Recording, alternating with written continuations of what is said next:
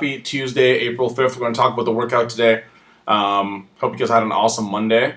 Here we go. Warm up, 4 rounds for time. Oh, sorry, 4 rounds not for time, because it's the warm up. 30 double unders, 15 goblet pause squats. So 30 double unders or double under attempts or single skips, 90 single skips, whatever the best progression is to either get you to double unders, or if you're double unders, challenge yourself to do bigger sets unbroken. If 30 is too easy, again, this is a warm up. Feel free to scale up, scale down, whatever you need. All right. 15 goblet pause squats is in this position. You're going to hold the kettlebell up by your chin. If the kettlebell is too heavy or feels weird, you can use a dumbbell and hold the top part of the dumbbell as well. But you're going to hold it up here in front of you, and you squat down. Nice, deep, very, very upright, chest up, knees up squat. Once you get to the bottom of the squat, you're going to hold it there for 1 second. So down, 1/1000, stand back up. Down, 1/1000, stand back up. In that second you're in the bottom, I want you to really focus on pushing your knees out, sitting down deep, but being well balanced, all right? So making sure you're not in that position where you feel like you're going to fall back, pushing your knees forward over your toes, and chest up and core nice and tight. Don't go for depth at all costs and have your back round and kind of sit there like this. Think chest up really tall, hold it, and use this pause squat to get you warmed up in that deep squat position, all right?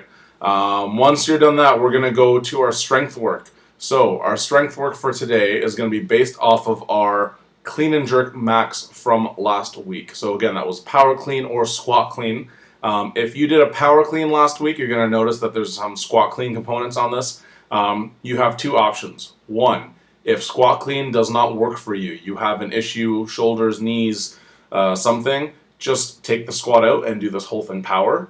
However, if you're looking to improve your weightlifting, you're going to have to focus on squat cleaning.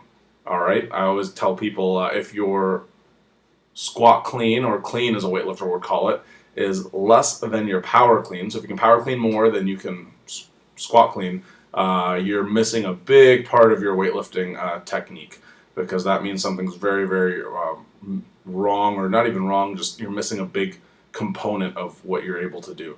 So the strength work is going to be 80%, and we're going to warm up to this at 80% of your 1 rep max. So if you did 100 pounds for your 1 rep max, it's going to be 80 pounds. If you did 200, it's 160. You're going to do 1 squat clean, 1 hang squat clean, and 1 jerk.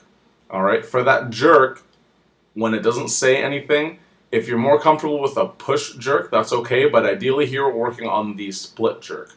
All right. So it's from the ground, a squat clean, up to your shoulders, back to the hang position, hang squat clean, stand it up, nice tight shoulders, big chest, into a jerk, and then back down to the ground. So we're going to do 8 sets of 1 at that 80%. Warming up to it, your coach will help you with a warm-up tomorrow, working with the empty barbell, making sure you're taking nice, easy jumps getting up to that 80%. Then we're going to do a strength endurance component. It's going to be another 4-minute EMOM. So this is going to be similar to that 2-minute test that we did. You're going to use that same weight. So this time it was the 65% of your 1 rep max that we did that 2-minute clean and jerk test. And we're going to do the same formula as we did yesterday. So you're going to take 30% of the reps that you did. So same weight, 30% of the reps, same example. So if you did 20 reps in the 2 minutes, you are going to do 6 reps every minute on the minute for 4 minutes.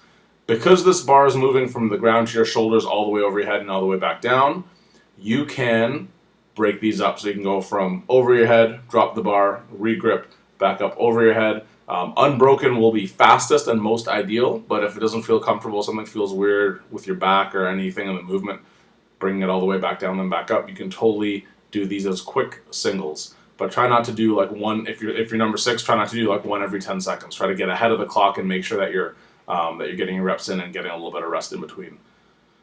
Then, Metcon today is going to be a quick one for some, a long one for others. 5 rounds for time of 10 toes to bar, 20 wall balls. All right, so this is actually a little shorter workout if you're scaling this right. 20 wall balls on their own, if you remember the way we kind of pace these out, 20 wall balls is about 40 seconds of work. Even say it's a minute with a little bit of rest here and there. And then 10 toes to bar, if you're good at toes to bar, is about 20 seconds. So really, this could be a 5-minute workout for some people. I think on the high end, this would be a 5-minute workout real quick if you were to blow through it. So 5 on the very, very, very high end, and then on the very, very low end, this could be a 10 to 15 minute workout. So your ideal window is somewhere between 5 and 10 minutes. If you're in the 10 to 15 minute range, either your conditioning is really off because you've been off for a while, or you scaled this far too difficult for yourself.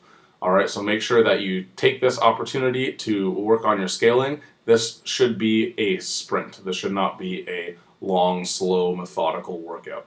All right, those might be coming later this week. Who knows, right? And then lastly, so you're gonna know something new. In addition to core cash out, we're gonna have some days that have a cardio cash out. So cardio cash out is going to be, again, same as always, optional. Something that you can do to augment some of the days that are either missing pieces or just in general work that you can do to give yourself a more well-rounded level of fitness.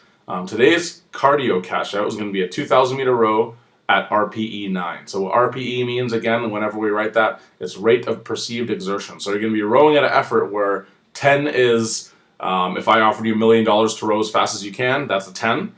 So 9 is just below that. You're working hard, but you're not going to collapse on the floor and do the bacon sizzle when you're done. But you're going to be out of breath, and you're definitely going to be rowing faster and harder than being able to talk to the person that's rowing beside you. All right, a good rule of thumb if you're looking for, if you're an average rower, for a 2,000 meter row, a good time for a female rower is going to be between 4 and 4:20, and a good time for a guy is going to be around, man, a really, really good time would be like 3:30 to 4, 3:30 to 3:50 is the time that you're looking for, the total time to complete that. All right. Any questions? No?